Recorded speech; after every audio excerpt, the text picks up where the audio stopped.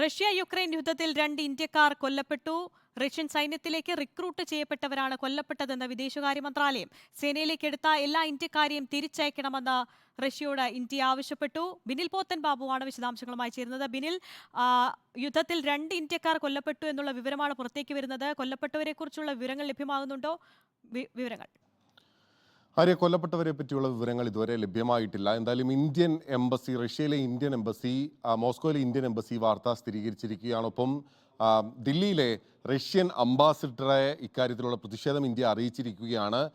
ഈ വിധത്തിൽ റിക്രൂട്ട്മെന്റുകൾ, റഷ്യൻ സേനയിലേക്ക് റിക്രൂട്ട്മെന്റുകൾ ആവർത്തിച്ചാൽ അത് ഇരു രാജ്യങ്ങൾക്കുമിടയിലുള്ള നയതന്ത്ര ബന്ധത്തെ ഉൾപ്പെടെ പ്രതികൂലമായി ബാധിക്കുമെന്നൊരു മുന്നറിയിപ്പാണ് നിലവിൽ റഷ്യയെ ഇന്ത്യ ഔദ്യോഗികമായി അറിയിച്ചിരിക്കുന്നത്. വിദേശകാര്യ മന്ത്രാലയമാണ് 2 പേർ റഷ്യ ഉക്രൈൻ യുദ്ധത്തിനിടെ 2 ഇന്ത്യക്കാർ കൊല്ലപ്പെട്ടതായി വിവരം ലഭിച്ചിട്ടുള്ളത്.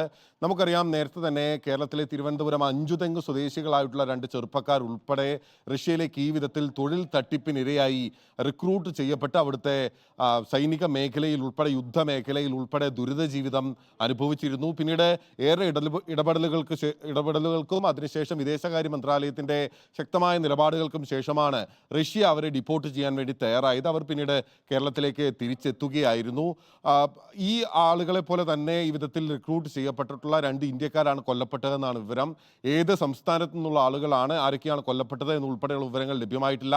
എന്തായാലും മോസ്കോയിലെ റഷ്യൻ എംബസിയുമായി ബന്ധപ്പെട്ടുകൊണ്ട്, ഇന്ത്യൻ എംബസിയുമായി ബന്ധപ്പെട്ടുകൊണ്ട് ന്യൂഡൽഹി ഇതുമായി ബന്ധപ്പെട്ട ആശയവിനിമയങ്ങൾ നടത്തിക്കൊണ്ടിരിക്കുകയാണ്. ഏതെങ്കിലും വിധത്തിൽ ഇനി റിക്രൂട്ട്മെന്റുകൾ ആവർത്തിച്ചാൽ അത് ഇരു രാജ്യങ്ങൾക്കുമിടയിലുള്ള നയതന്ത്ര ബന്ധത്തെ മോശമായി ബാധിക്കും എന്ന് അറിയിക്കുകയും ചെയ്തിട്ടുണ്ട്.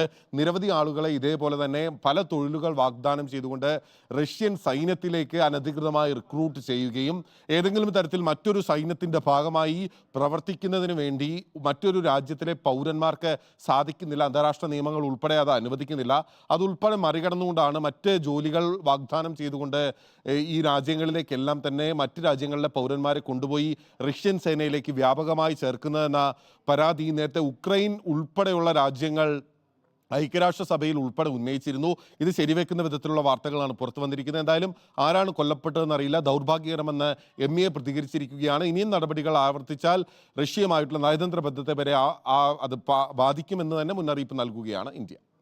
ശരി, റഷ്യ യുക്രൈൻ യുദ്ധത്തിൽ 2 ഇന്ത്യക്കാരാണ് കൊല്ലപ്പെട്ടിരിക്കുന്നത്. റഷ്യൻ സൈന്യത്തിലേക്ക് റിക്രൂട്ട് ചെയ്യപ്പെട്ടവരാണ് കൊല്ലപ്പെട്ടതെന്നാണ് വിദേശകാര്യ മന്ത്രാലയം അറിയിക്കുന്നത്. ബിനിൽ പോത്തൻ ബാബുവാണ് വിശദാംശങ്ങൾ നൽകിയത്.